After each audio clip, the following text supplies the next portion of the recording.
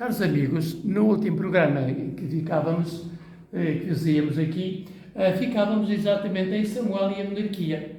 Samuel, dizíamos na altura, foi o organizador da monarquia, ou seja, de um regime real, com o rei à frente de todo o povo, para que as tribos fossem todas unidas.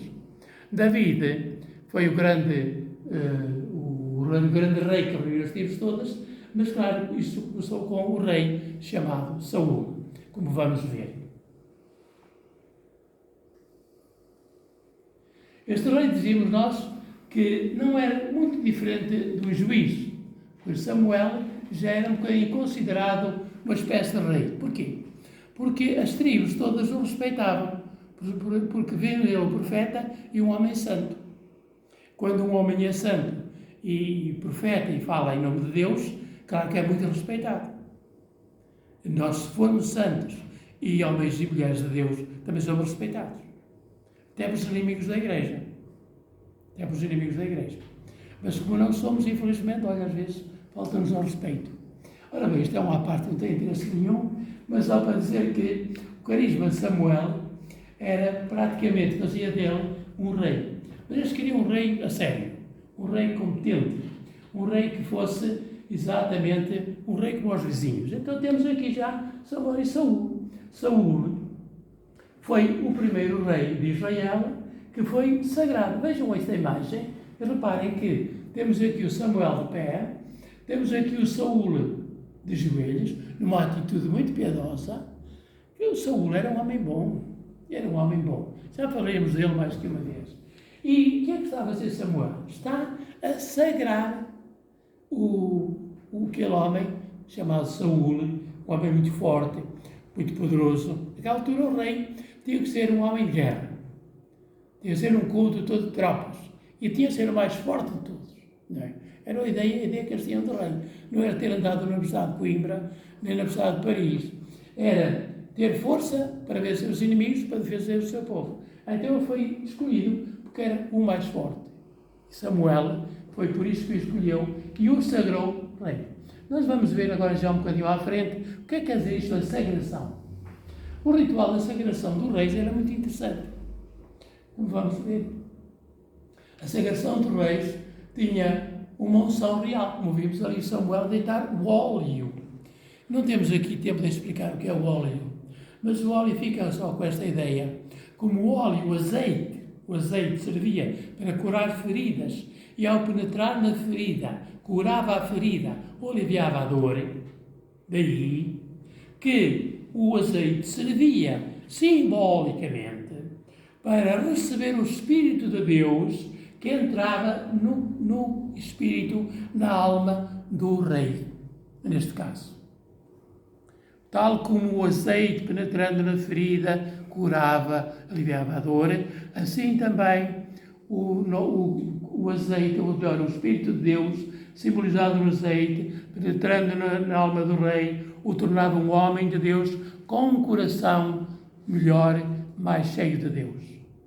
É o sentido do nosso crisma.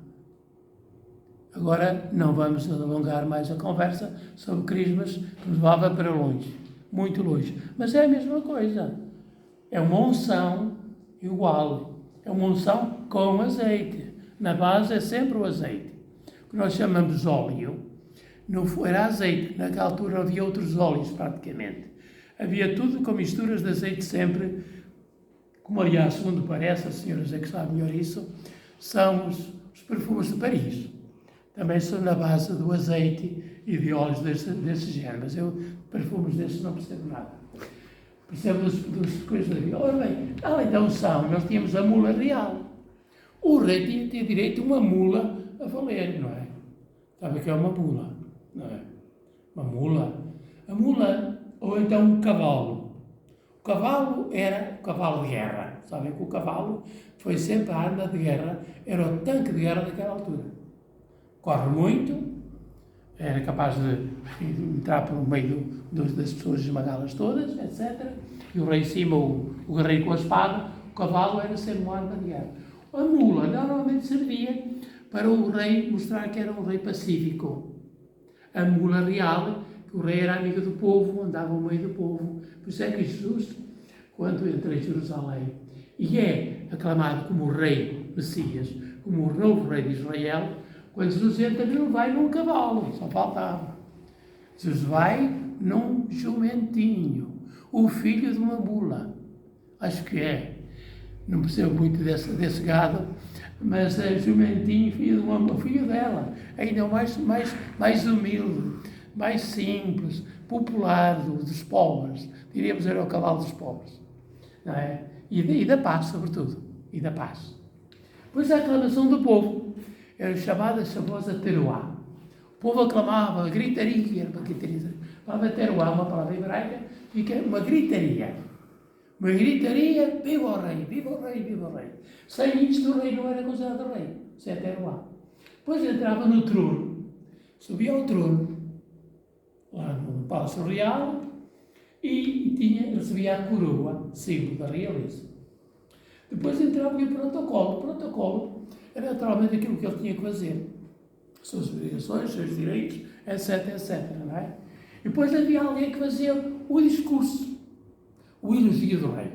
Nós temos salmos, por exemplo, Salmo 45, é um desses discursos também. Um salmo desse discurso de elogio do rei. Não é? Nós temos este discurso aqui, destas citações. Até uma monarquia teocrática, ou seja, Deus, no fundo, é que é o rei. O rei humano apenas representa Deus. Ele é o seu alter ego, é o seu representante, é o vice-rei de Deus. Deus é que é o rei verdadeiro. Então, nesse sentido, o rei, que era Javé, que era verdadeiro Deus, e o rei era apenas o seu mero delegado. Então o rei tinha que viver de acordo com a lei de Deus. E nem podia contradizer a lei de Deus, nem fazer coisas que não agradassem a Deus. Ele tinha que fazer de acordo com Deus. Se que ele era um vice dele, tinha que proceder como o rei verdadeiro, que é o rei de Israel. E nós já vamos ver algumas coisas interessantes que nos mostram como nem sempre o rei de Israel procedia dessa maneira como devia proceder, como rei delegado de Deus. Enquanto temos aqui Saúl como sagrado por rei, temos aqui este quadro que mostra as passagens em que Saúl, da vida de Saúl, do primeiro rei sagrado por Samuel. É bonito nestas citações, vocês verem estas citações e lerem depois do capítulo 9 como é que aconteceu, como é que Samuel conheceu Saúl para o sagrado. Naturalmente, quando Samuel encontrou o Saúl como o rei Davi, ele foi sempre por inspiração divina. Está a ver? O autor sagrado, ou os escritores da Bíblia, tudo põe nas mãos de Deus. O rei está lá porque Deus assim o quis. É o que nós dizemos um bocadinho. Se Deus quiser, foi Deus que o fez. Foi Deus que o quis assim. É o que nós dizemos com palavras simples, e eles também faziam e escreviam isto nos livros.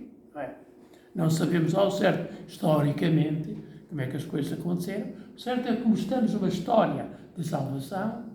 O que é uma história de salvação? É uma história do povo real, mas onde Deus faz história com o povo ao mesmo tempo. Então essa história não é uma história política ou económica, mas é uma história onde Deus também tem a sua parte, o seu modo de agir, que influencia as nossas ações humanas. A Bíblia é sempre o modelo da história de salvação, porque é uma história onde Deus faz história também. Onde Deus diz a Samuel, olha, é esse, escolhe este. Samuel não sabe bem, por exemplo, quando foi o Davi, é muito engraçada aquela história. Samuel vê aqueles homens tão grandes, os filhos de... Quem era o pai de Davi, como é que chamava? Vocês todos sabem. Isaí. Então, o Isaí era o pai de Davi, e esse Isaí é que tinha filhos muito grandes, muito forçudos.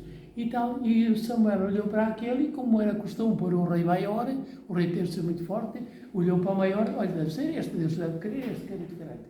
E Deus disse ao ouvido, não, esse não, esse ainda não é o que eu escolhi, não. Passou a visitar, fez a visita às tropas, estavam todos alinhados ali, a ver qual era melhor, e não era nenhum daqueles. Então, perguntei ao Isaías, então não tens lá nenhum filho? Tem lá um miúdo. Um miúdo, que não está aqui, não temos aqui ainda, um miúdo que anda a guardar as ovelhas. Um miúdo que anda a guardar as ovelhas.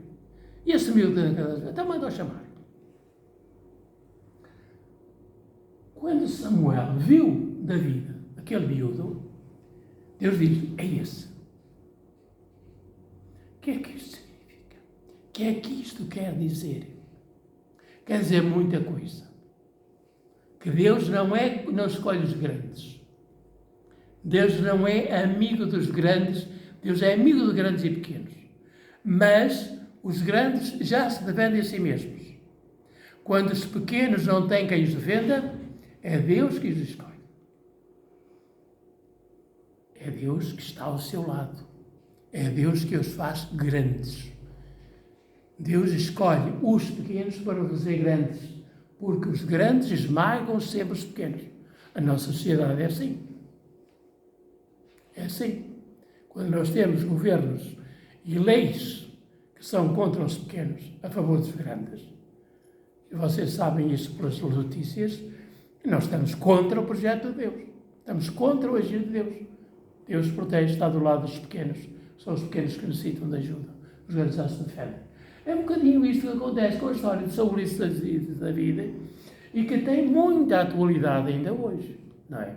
Tem muita atualidade. Então nós explicaremos isto melhor no próximo programa.